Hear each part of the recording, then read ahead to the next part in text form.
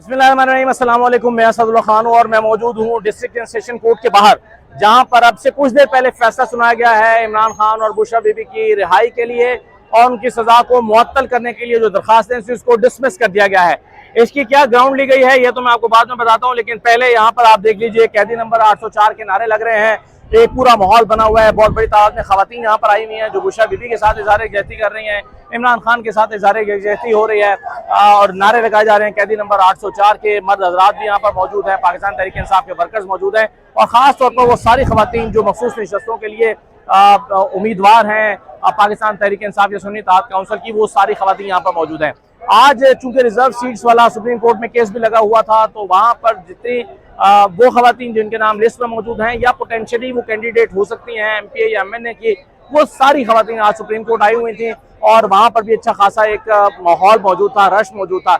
ये सारी खवातीन अब उठ के जो हैं वो यहाँ पर आई हैं फैसला सुनने के लिए और बहुत बड़ी तादाद में, मतलब मेरा ख्याल है कि 100-150 के करीब खवातीन जो हैं ये MNA MPAs के जो माजी में रही हैं या मौजूदा लिस्ट में मौजूद हैं, ये सारी खवातीन यहाँ पर आई हुई हैं और कमर शोजब की क़यादत में प्रोटेस्ट लॉन्च कर रही हैं। अब आ जाइए ज़रा फैसले के हवाले से कि फैसला क्या आया है। फैसले की दो बुनियाद हैं। मैं आपको बता दूं कि 3 बजे फैसला आना था और 3 बजे से पहले तकरीबन 2:30 बजे के करीब ही, बल्कि उससे भी पहले कमरा अदालत भरा हुआ था, लेकिन 2:30 बजे के बाद तो पाँव रखने की जगह नहीं थी। छोटा कमरा है जज अफजल मजोका साहब का और खचा खच भरा हुआ था। आप यानी अगर एक पाँव पे खड़े, कई लोग एक पाँव पे खड़े होते या टेढ़े होकर खड़े हो रहे थे, इतना रश था कमरा अदालत में। मीडिया पर्सन थे, वकला थे, PTA के कुछ लीडर्स थे, आजम सवाती थे, नईम हैदर पंजोता थे, कुछ और लोग थे।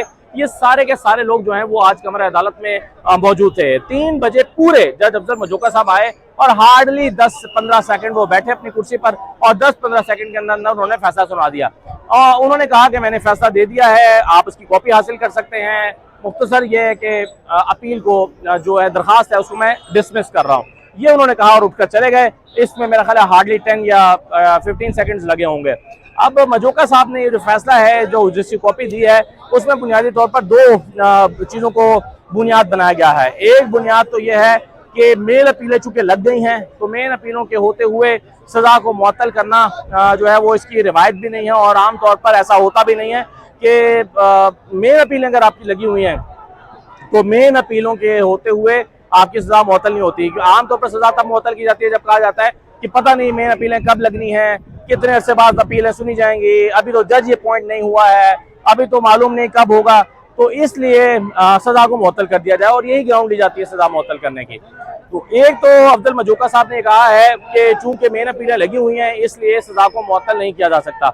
दूसरा नुक्ता जो लिया गया है वो ये है कि ये सज़ा जो सुनाई गई है ये मुख्तसर दौरानिया की सज़ा है या ये तवील दौरानिया की सज़ा है, लेसर पनिशमेंट है या लंबी सज़ा है। यानी आमतौर पर 1 साल या 2 साल या 3 साल की जो सज़ा होती है उसको आप कम दौरानी की पनिशमेंट कहते हैं और उसके लिए आपको जो है वो सज़ा को मुअत्तल किया जाता है। लेकिन 7 साल की सज़ा या 10 साल की जो सज़ा है उसको इस तरह से मुअत्तल नहीं किया जा सकता।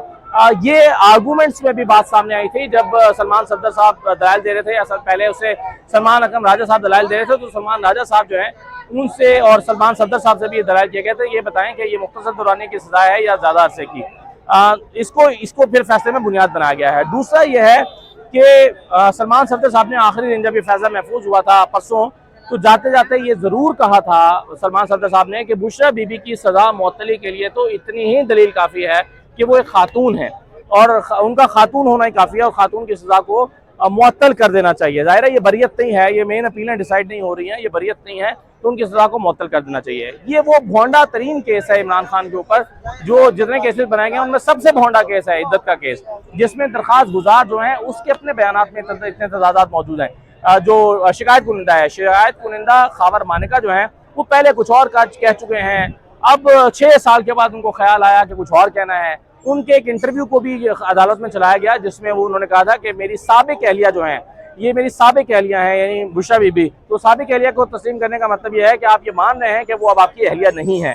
और दूसरा ये है कि इंटरव्यू के दौरान वो उनको पाकबाज और रास्तबाज और मुत्तकी खातून करार दे चुके हैं और बाद में आकर अदालत में वो एक मुख्तलिफ नुक्ता नज़र पेश कर रहे हैं। बाद में जो मोहम्मद हनीफ को वो पेश करते हैं बतौर गवाह, वो एक अजीब व गरीब एक कहानी सुनाता है और एक ऐसी कहानी सुनाता है कि जिसमें जो है वो बिल्कुल उसके बयानात ही मुख्तलिफ हैं। तो ये सारी चीज़ें जब अदालत के सामने आई हैं तो उसमें तजादात से भरपूर बयानात ख़ावर मानिका के नज़र आए हैं। तो ये सारी चीज़ें अदालत के सामने रखी गई हैं, लेकिन चूंकि मेरिट पर समाप्त नहीं हो रही है या मेरिट पर फैसला नहीं दिया गया है और फैसला जो है वो टेक्निकली दिया गया है कि जी मेन अपीलें लग चुकी हैं, तो इसलिए मैं समझता हूँ कि ये फैसला आया। अब देखें, ये नारे लग रहे हैं कि शर्म करो, हया करो, इमरान को रिहा करो, ये सारे यहाँ पर नारेबाजी हो रही है और ये पीटीआई के वकला हैं, पीटीआई के सपोर्टर्स हैं, कारकुन हैं, ये सब जो है वो यहाँ पर मौजूद हैं।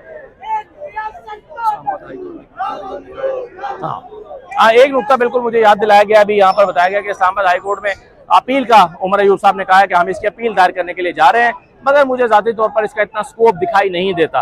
और उसकी वजह यह है कि इस्लामाबाद हाई कोर्ट भी कहेगी कि जी 1 महीने के अंदर पाबंद किया गया है जस्टिस मियां गुल हसन औरंगजेब साहब के फैसले के मुताबिक कि मेन अपीलों पर फैसला आना है, तो फिर इसकी जो है वो सज़ा चंद दिन का और इंतजार कर लिया जाए।